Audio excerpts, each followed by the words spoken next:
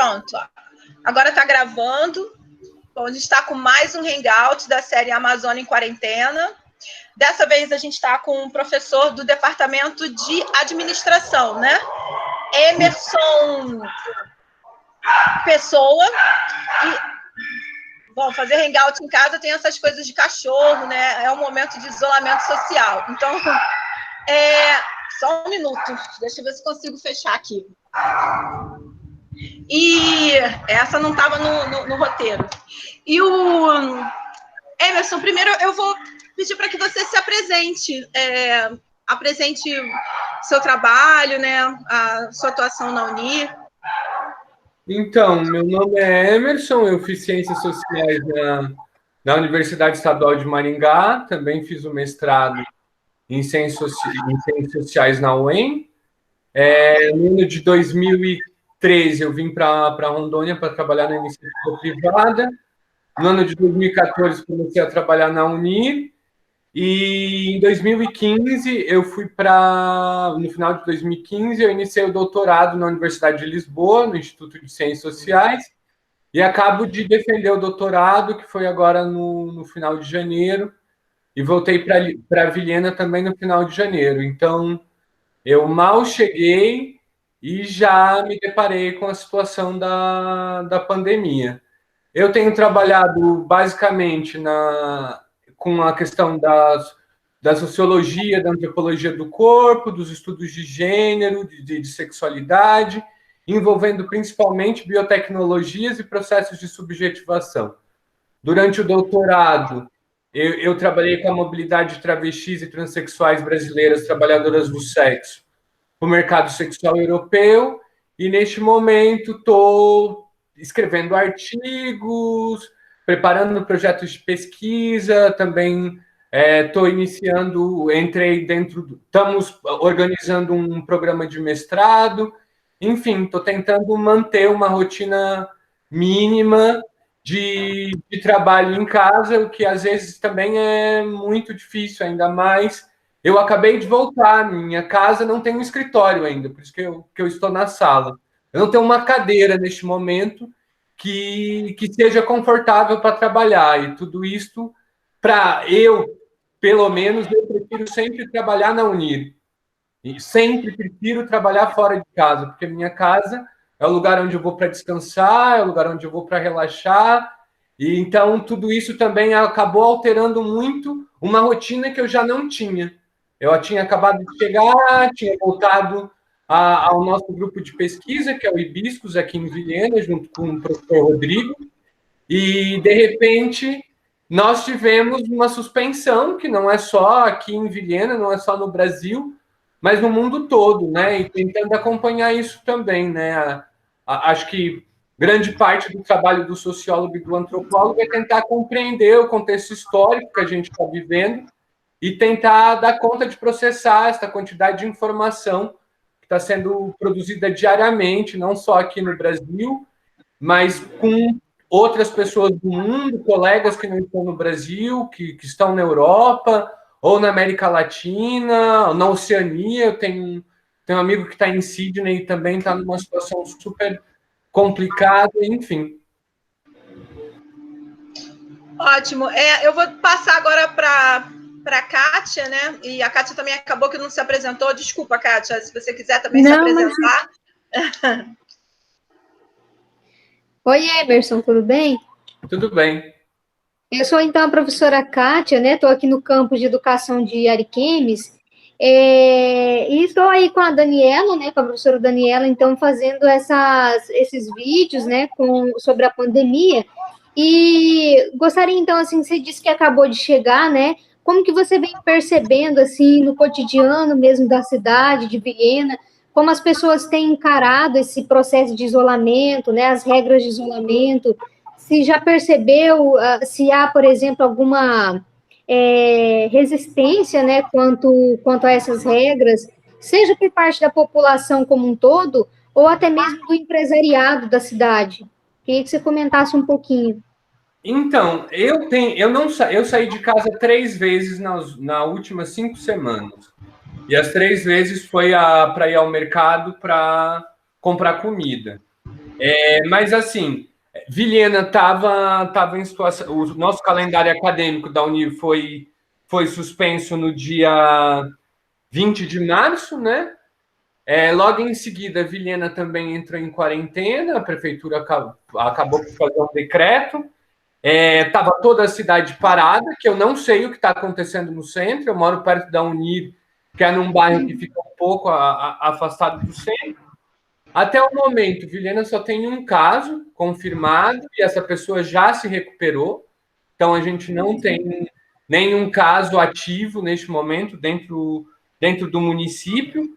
Devido o comércio havia aberto, se eu não me engano, na segunda-feira, mas devido àquela decisão judicial do dia 14, o prefeito teve que voltar atrás e fechar mais uma vez o comércio.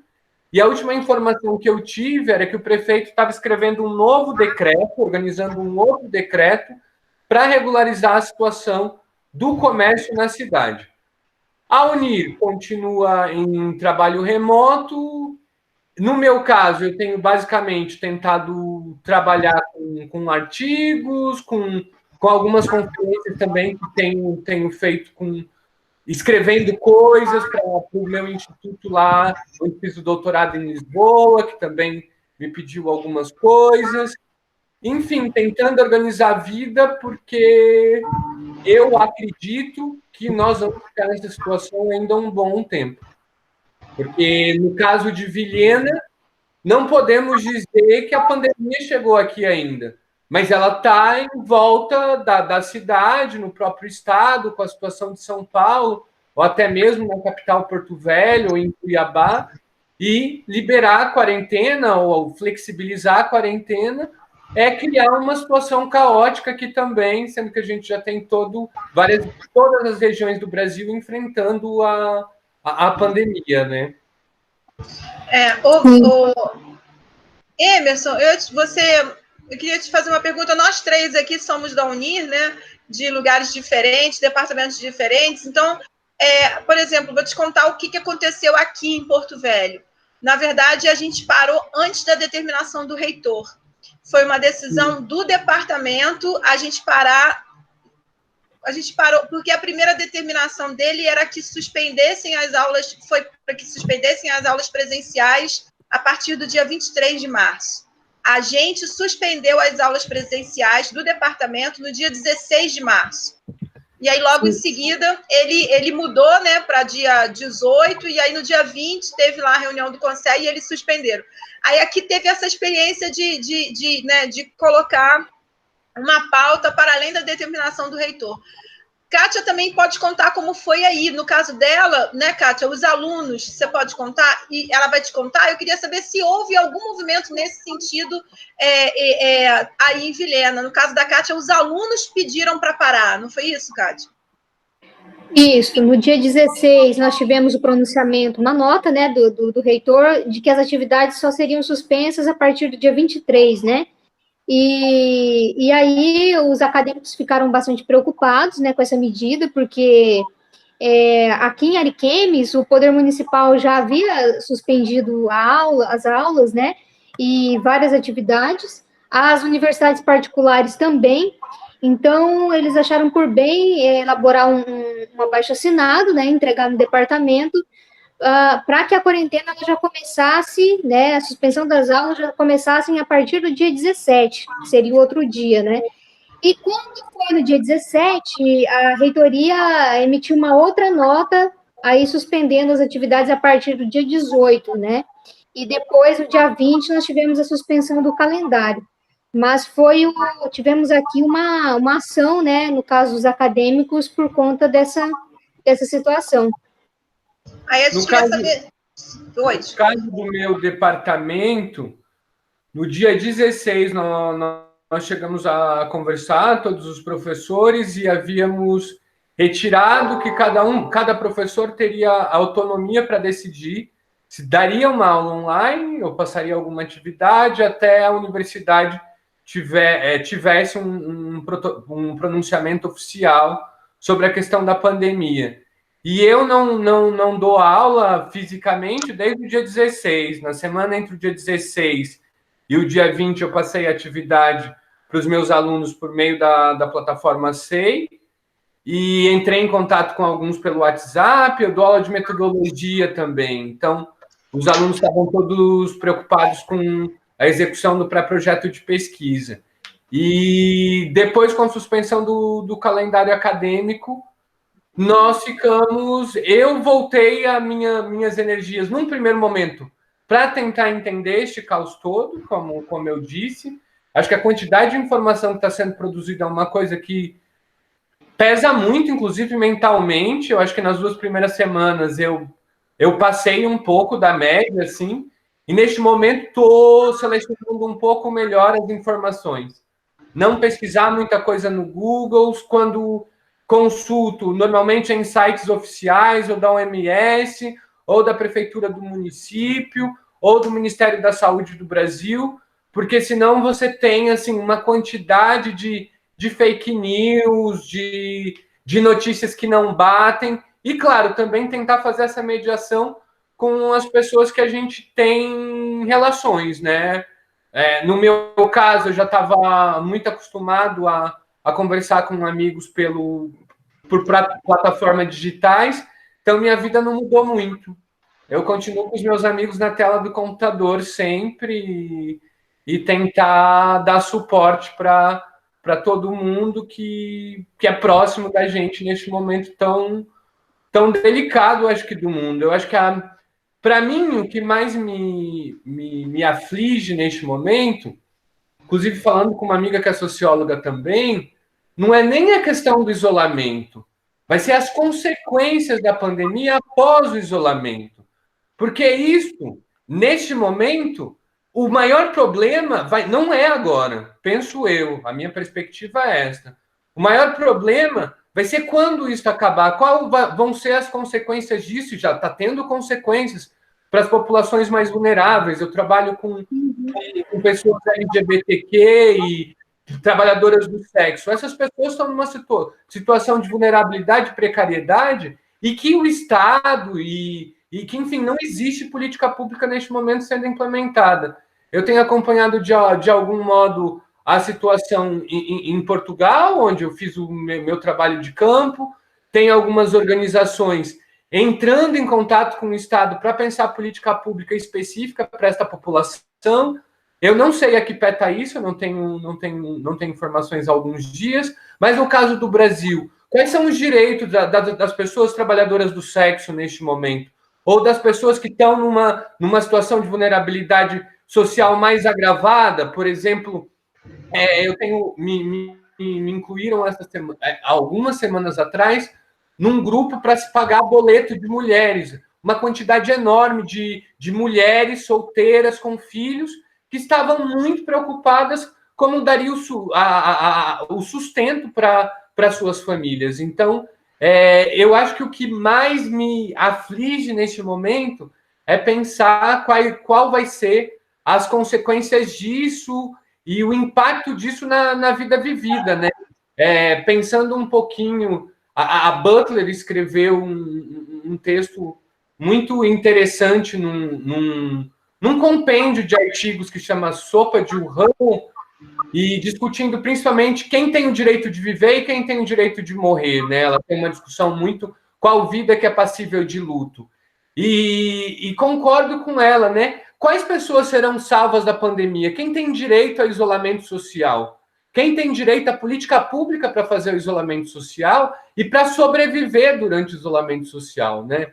Como que está a vida, por exemplo, das pessoas em maior vulnerabilidade, pessoas negras, pessoas pobres, pessoas LGBTQ, pessoas trabalhadoras do sexo, pessoas migrantes ao redor do mundo.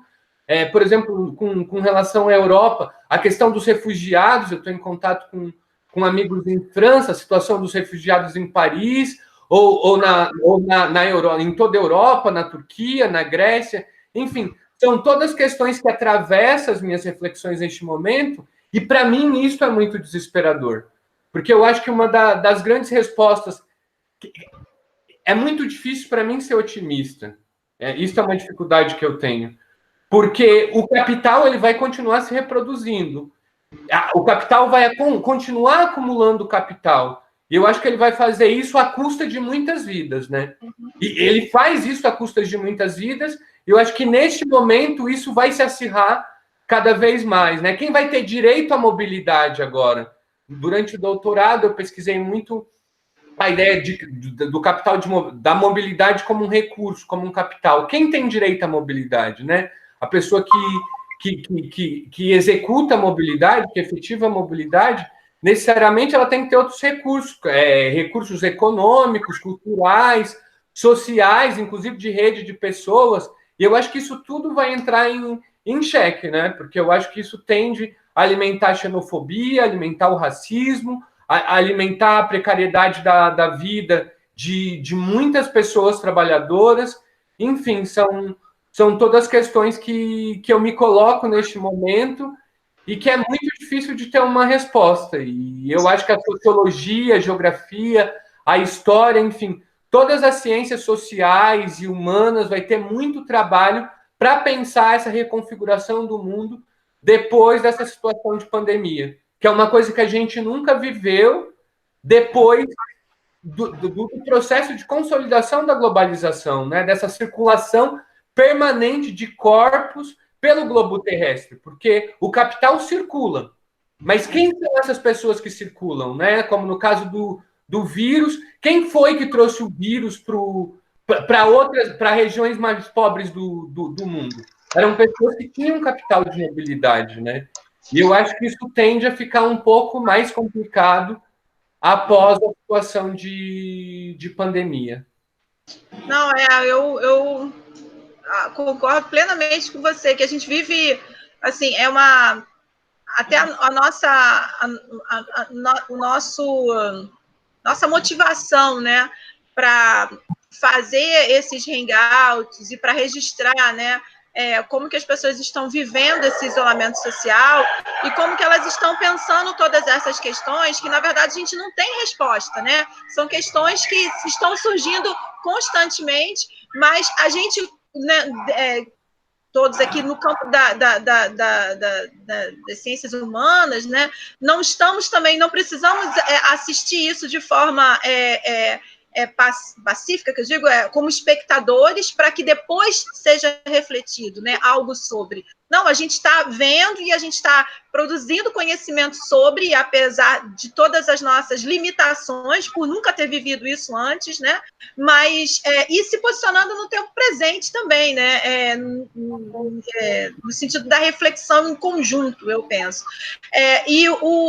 Mas, assim, a Kátia caiu, né, Kátia? Você quer falar alguma coisa? Porque, às vezes, a internet, você sabe como é que é, né? Choveu, aí cai, aqui Rondônia tem essas coisas. Sim, então, caiu, eu perdi um pedaço da fala do Emerson, né? Mas talvez ele até tenha comentado, daí vocês me desculpem se ele já comentou algo nesse sentido. A gente sabe que tem a medida emergencial, governo federal, e aí, puxando o gancho da tua fala, você falando da questão dos trabalhadores, né, em situação de vulnerabilidade, e aí a gente percebe que as iniciativas, elas são muito, muito locais, né, então, assim, tem cidade que está acontecendo, até a própria universidade, né, recebi um e-mail nesse sentido, né, de arrecadação de mantimentos e tal.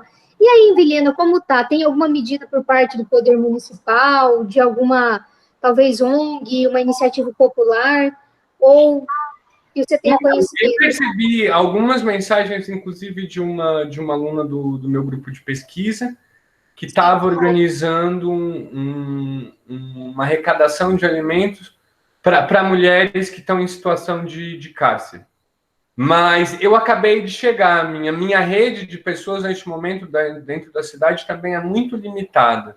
Eu recebi algumas informações, por exemplo, de você comprar produtos de pequenos agricultores pelo WhatsApp, por exemplo, que é uma coisa importante, principalmente porque são essas pessoas que produzem a maioria dos alimentos que nós consumimos. Eu tenho comprado legumes e verduras de uma senhora que passa aqui na minha casa uma vez por semana, mas eu não sei como o poder municipal tem lidado com isso. O que eu tenho acompanhado muito com relação à prefeitura são os boletins com relação à questão da pandemia na cidade e tentar perceber quais são as políticas de isolamento que estão sendo implementadas, né? Porque com a situação política do nosso país, eu vi esses dias uma discussão de um pesquisador que falava: nós estamos vivendo uma pandemia com pandemônio, porque a situação política do nosso país dificulta ainda mais toda a situação. Hoje o Mandetta foi demitido do Ministério da Saúde. Eu acabei, antes do nosso hangout, vi, inclusive, a fala do novo ministro da Saúde, que é o Nelson Teixe. Eu não sei se é assim que se pronuncia. E no momento de que a saúde é a peça-chave para resolver a situação que nós estamos vivendo, né? Por exemplo, para mim, os dados que são divulgados diariamente, para mim aquilo está muito aquém da realidade. Porque os testes só estão testando as pessoas que estão numa situação de doença mais grave. Mas quantas pessoas já foram infectadas por isso? Quantas pessoas continuam a transmitir esse vírus? E é exatamente por isso que o isolamento social é tão importante neste momento. E eu percebo, conversando principalmente em grupos de WhatsApp de família, que as pessoas ainda não entenderam a gravidade e a importância do isolamento neste momento. Porque se a gente não isolar, os Estados Unidos já ultrapassou o mundo em todas as questões de contágio. A Itália estava numa situação... Quer dizer, os países da Europa, de modo geral, continuam morrendo mais de 500 pessoas todos os dias. Com exceção, acho que de Portugal, nem tanto, mas Espanha, Itália, Bélgica. Eu acho que a Alemanha eu acho que estava um pouco mais controlada. Enfim, eu passo o dia inteiro consumindo dados, né? E é muito difícil também conseguir sistematizar tudo isso. Mas eu acho que isso coloca também muito em evidência todas as contradições do nosso sistema econômico e do nosso sistema político. Que é o Estado, por mais que os liberais falem, e neste momento eu queria conversar muito com um liberal, com um ultraliberal, porque todo mundo agora depende do Estado, porque se for depender da iniciativa privada, os hospitais não têm estrutura para trabalhar com a pandemia. Inclusive, eu inclusive vi reportagens de hospitais que fecharam ou de hospitais que estão encaminhando seus pacientes privados para o sistema de saúde público, né?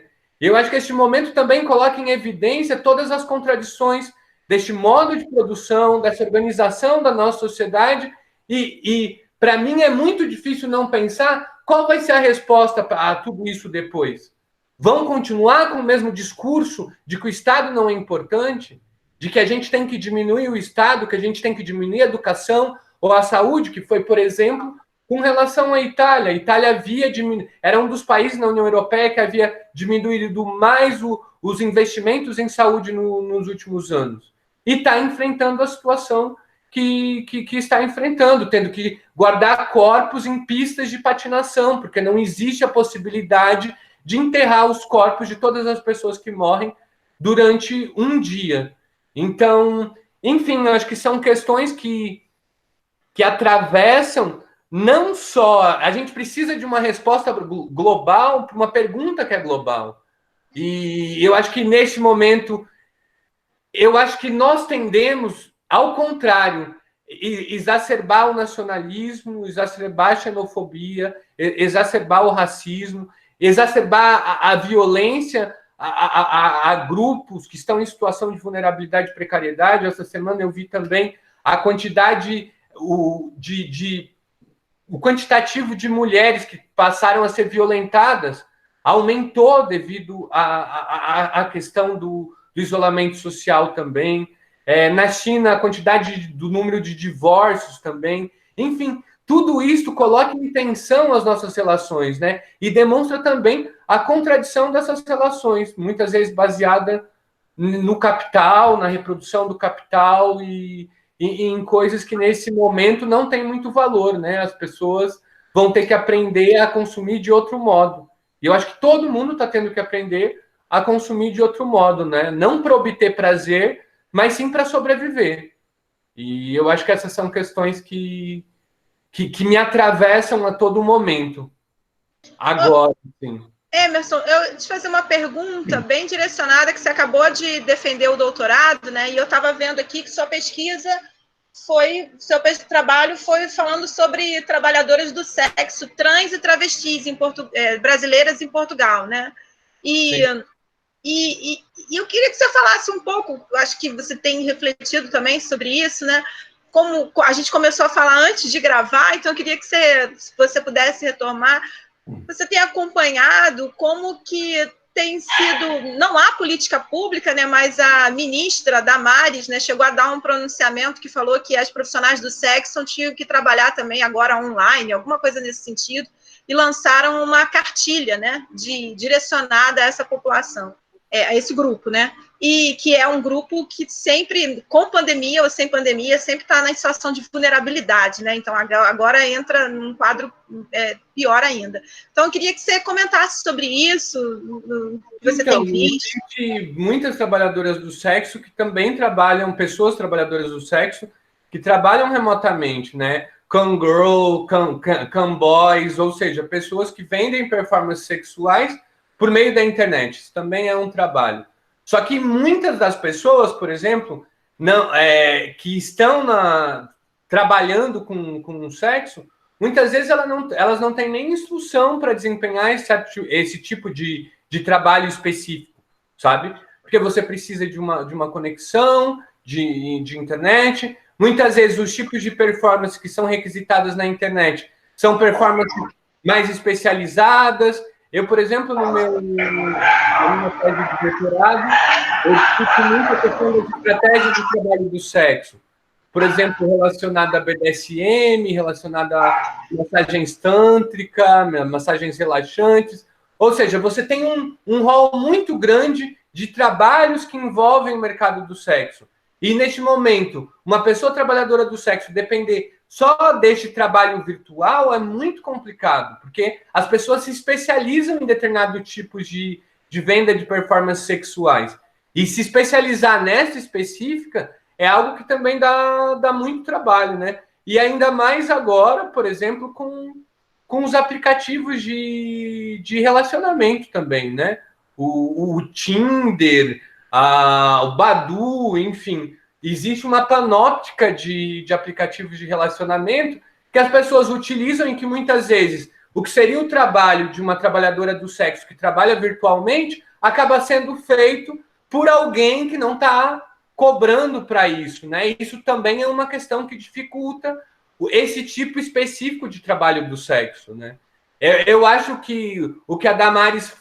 Eu não vi esse pronunciamento, peço desculpa, inclusive vou procurar a pós do Hangout, mas assim, tudo que eu ouço da boca daquela mulher, principalmente com relação à população LGBTQ e pessoas trabalhadoras do sexo, eu tenho muito pé atrás. Do tipo, defender celibato para barrar IST, essa não é uma resposta de saúde pública. Me desculpa, mas quem acredita que as pessoas vão parar de contrair IST porque vão parar de fazer sexo, não tem cabimento, principalmente no século XXI. Nunca teve, né?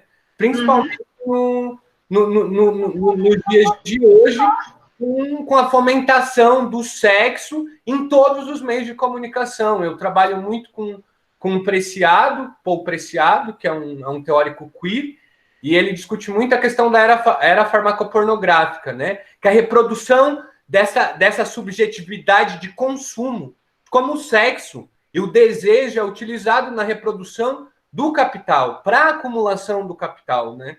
Eu acho que tudo isso entra também nessa discussão de biopolítica, de controle dos corpos, de controle das subjetividades.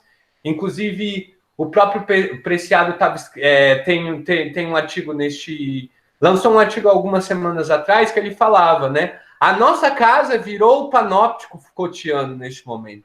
A nossa casa é o lugar onde tem que estar o controle do Estado, né? E este controle ele tem sido efetivo, mas quem que tem direito, né, mais uma vez, a esse isolamento social, né?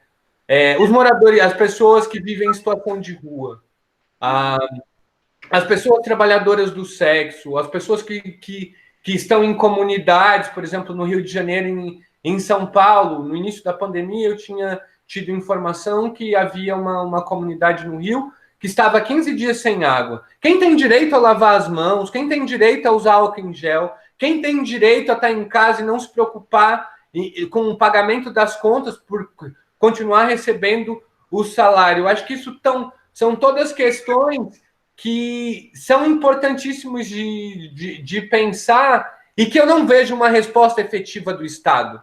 Pelo contrário, a gente vê o nosso presidente dizendo que precisamos acabar com o isolamento social e essas pessoas mais vulneráveis vão morrer, porque isso passa, inclusive, a ser uma resposta para os problemas do Estado, né? Diminuição dessas pessoas em situação de vulnerabilidade, né? Em Lisboa eu tenho muitos e muitas amigas, pessoas artistas, que também vivem uma situação de completa precariedade neste momento. Os espetáculos foram cancelados. Então, agora, como que eu alimento a minha família? Se eu tinha espetáculos planejados para o ano inteiro, agora eu não tenho mais. E artistas que trabalham já precariamente sempre. Qual o fomento que se tem a cultura e as artes neste momento? Não só aqui no Brasil, mas em Portugal, que é um local onde eu conheço minimamente qual é a situação da classe de pessoas artísticas. Enfim, eu coloco, minha cabeça acaba tentando dar conta de consumir ou pensar os problemas do mundo, mas eu acho que ninguém tem resposta, né? E eu acho que o que mais me assusta é como nós vamos dar respostas a todas essas questões. Nesse sentido, eu sou muito pessimista, porque você não percebe, por exemplo, enfim, as pessoas. Eu vejo, por exemplo, a minha mãe vive no interior de São Paulo. As pessoas continuam fazendo a mesma coisa, sabe? O isolamento social não tá no interior de São Paulo, tem tido poucos casos, como aqui em Vilhena ainda. Mas enquanto a gente não tiver uma vacina, nós não vamos ter uma resposta efetiva para o problema global que nós estamos vivendo. E eu acho que essa se fala tanto de cloroquina virou uma parede de fumaça, né? Eu vi alguns sociólogos falando que a cloroquina virou uma questão de discussão política. Porque parece assim que ter um remédio também não resolve o nosso problema. A gente precisa de uma vacina. E neste momento, a ciência, as pessoas conservadoras e fundamentalistas que atacam a todo momento a universidade pública e as pessoas que fazem ciência no Brasil, a situação de precariedade que vivem as universidades, mas vão ser exatamente essas instituições que vão ter a possibilidade de dar uma resposta efetiva para o problema que o mundo está enfrentando neste momento, né? Não só aqui no Brasil, como também em diversos locais do mundo. Isso sem pensar que, por exemplo, eu tenho acompanhado quase que diariamente também a questão da pandemia em África. Não chegou em África ainda. Eu vi hoje que alguns países africanos têm votado algumas políticas públicas para a população, mas como que isso vai se dar lá? E se vai ter uma vacina? Quem tem direito à vida e quem tem direito à vacina? Mais uma vez lembrando a Butler, né? Quem tem direito a viver e quem tem direito a morrer? Quais são essas políticas de promoção da vida e de promoção da morte, sabe? Porque elas continuam sendo implementadas. Porque as pessoas que estão em situação de cárcere, as pessoas refugiadas, as pessoas trabalhadoras do sexo, mulheres que são chefes de família, essas pessoas precisam de política pública efetiva agora, não é amanhã nem depois. Kátia, obrigada. Você vai falar alguma coisa? Não, Daniela, eu estou O Emerson já fez, né, uma explanação bem legal sobre esse contexto, né? E sobre a cidade, como ele mencionou, né? Ele está há pouco tempo de volta, Vilhena, tá tranquilo. Eu queria só, assim, primeiro para te falar que foi maravilhoso ouvir você falar. Tem coisas que a gente acaba entrando em outros ganchos, né? E assim, claro que eu não posso extrapolar muito tempo do Hangout, né?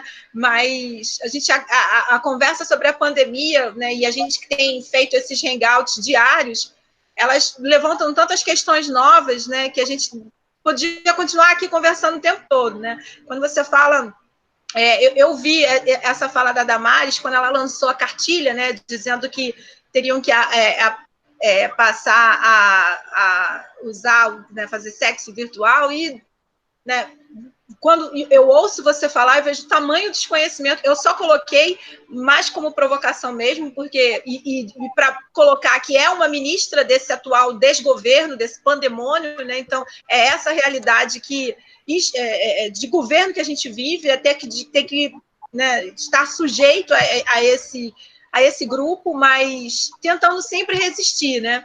Então, aí, quando você coloca a questão que todo esse mercado ele já existe de fato, né? Isso e daria. Eu teria nesse tipo de mercado. Questões para perguntar, né? Assim, mas não sei, já existe, mas aqui no Brasil, por exemplo, eu acredito que a grande maioria que a gente vê de trans está tudo na rua. Essas pessoas não são desse mercado tão qualificado, que você até chegou a falar mais precisamente, que precisa de know-how, precisa de instrumento, né, para poder, né, um produto diferente que vende, né? Então, e aí quando vê uma fala dela nesse sentido, vê, cara, como que essa mulher está despreparada? Ela não conhece nada do que está sendo discutido, ela não tem um grupo de apoio. É um desconhecimento da realidade total, e é por isso que não existe uma política pública efetiva, porque qualquer possibilidade de conhecimento com base científica não é levada a sério. Como que você vai intervir na realidade, sendo que a ideia da realidade que você tem não é a realidade? Porque é só em achismo, fake news, ideias preconcebidas, enfim. Isso é muito, muito difícil. Ignorando. Para mim é muito desesperador. Ignorando a ciência, ignorando o conhecimento, ignorando que a gente tem pesquisas em vários campos que poderiam, né, deveriam estar sendo consultadas agora para poder atender. E aí, outra coisa que eu achei bem interessante que você fala, né, é como que a gente vai dar essa resposta, né, para a pandemia, né? E aí, ontem, eu até vou deixar aqui a dica, que a gente já disponibilizou um hangout com o Antônio, que é um historiador, está na Guiné-Bissau, e ele conta a realidade que eles estão vivendo lá, que ele já tem casos lá, claro que não está como nós ou como outros países da Europa que você citou, mas já chegou lá. Mas o mais grave, assim, paralelo à pandemia, eles estão vivendo um golpe de Estado, eles viveram um golpe de Estado. Então, e foi maravilhoso ter esse registro do Antônio, então eu deixo aqui a dica também. E outra coisa também, como que essa nossa proposta, né, de quando a gente abre da Amazônia e escuta outras pessoas falando, a gente vê que a nossa realidade do Brasil, para certos outros lugares, por exemplo, não tem sido uma questão. A gente conversou com o André em Nova York, e aí o outro professor, o Jefferson, perguntou, mas como é que tem o tal debate da cloroquina aí? Aí ele falou, aqui ninguém fala de cloroquina está sendo um remédio daí de vocês. Sabe? Então, sim, como que essa questão da cloroquina virou uma salvação no Brasil, mas, por exemplo, aqui em Rondônia, né, a Secretaria de Saúde coloca como parte do tratamento mesmo, né, a cloroquina. Eu cheguei, inclusive, hoje a procurar quais são as recomendações da OMS. Existe uma reportagem de 3 dias atrás que a cloroquina,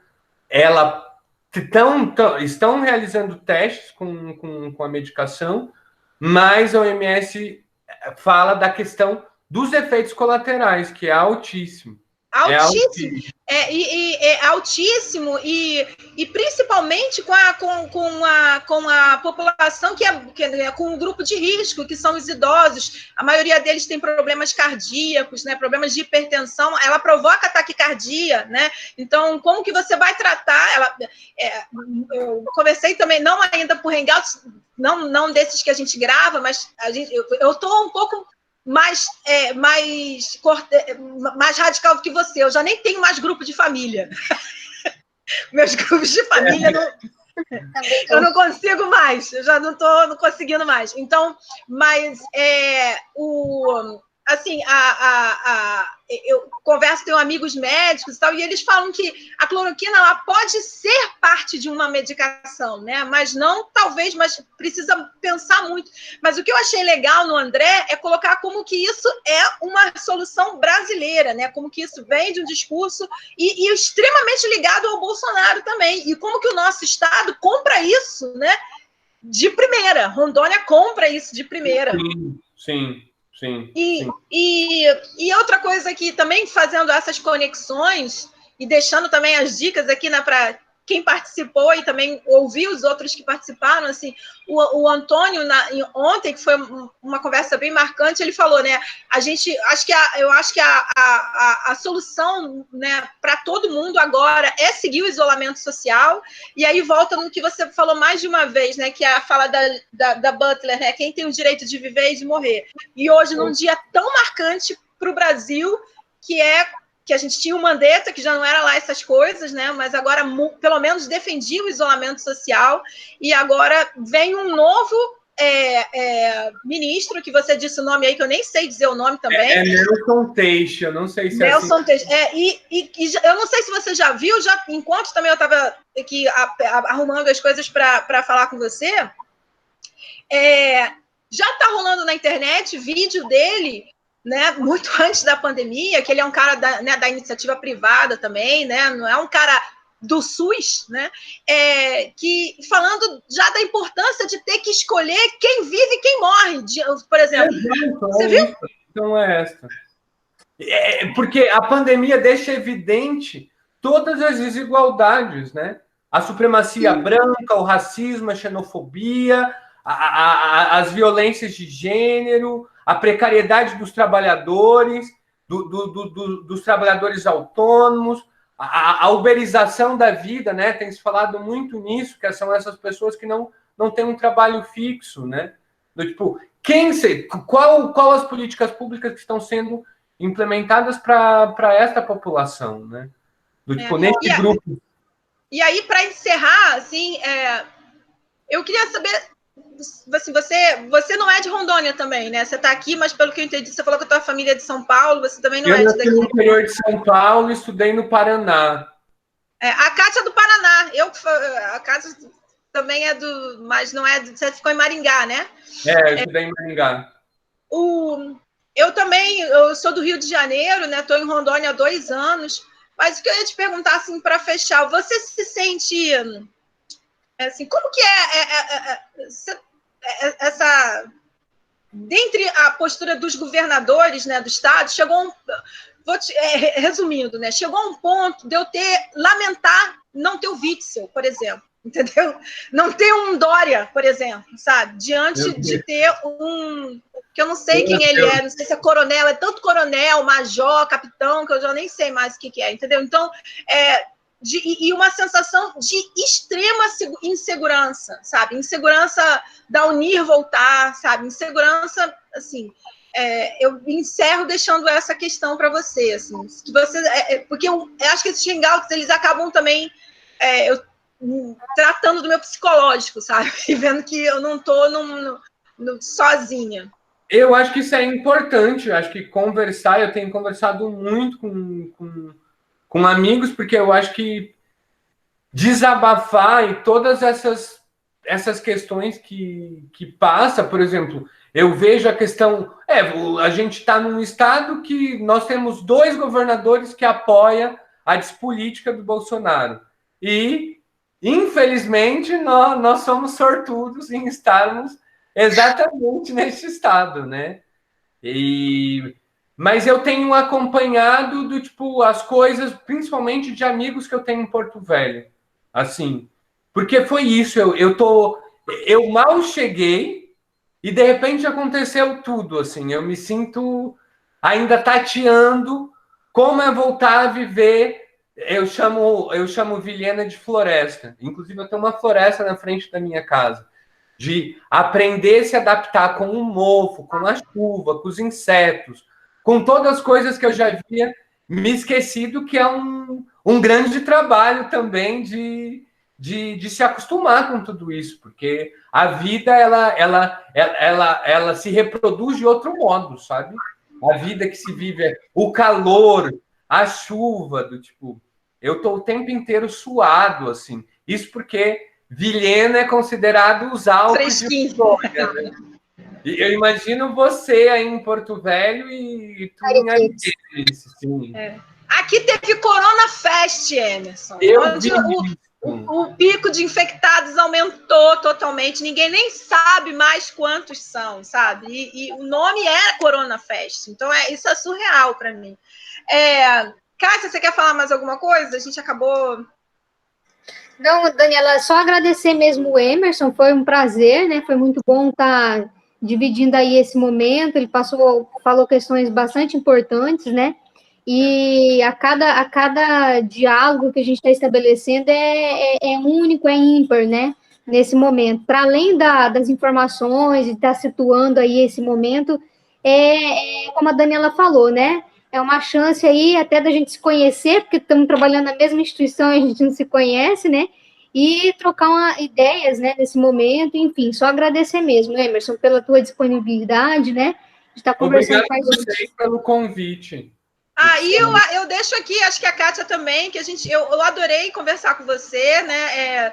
E já tinha acompanhado através do PC, né, o Hibiscos, então a gente já coloca aqui possibilidades de parceria do Hibisco com o Núcleo de História Pública, que a nossa ideia realmente é trabalhar com outros, pensar numa história pública da Amazônia, para além do campo dos historiadores. Nossa ideia é realmente dialogar com diferentes grupos, né? Então, nesse sentido, né, a Kátia também é historiadora, mas está na educação, mas a ideia é incluir a maior diversidade possível, né?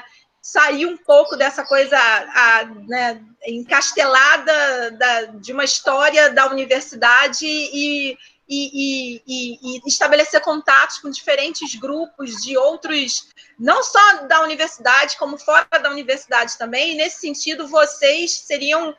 vamos pensar em alguma coisa, né? E tomara que a gente logo possa se encontrar ou em Vilhena, ou em Ariquemes, ou em Porto Velho, né? E a pandemia tem dessas coisas, né? Ela afasta, mas ao mesmo tempo, se não fosse o coronavírus, talvez a gente eu não conhecesse você nesse exato momento. Sim, muito obrigado pelo convite.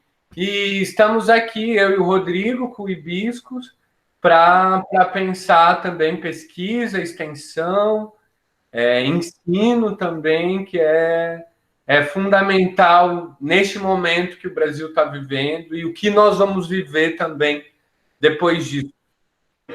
Tá bom, muito obrigada. Eu vou encerrar, mas vocês não precisam sair, tá bom? Muito obrigada, vou só encerrar a gravação. E a sua vai entrar semana que vem, mas aí eu aviso direitinho nas redes sociais, tá bom? Okay. Obrigada, Emerson. De nada. Deixa eu encerrar aqui.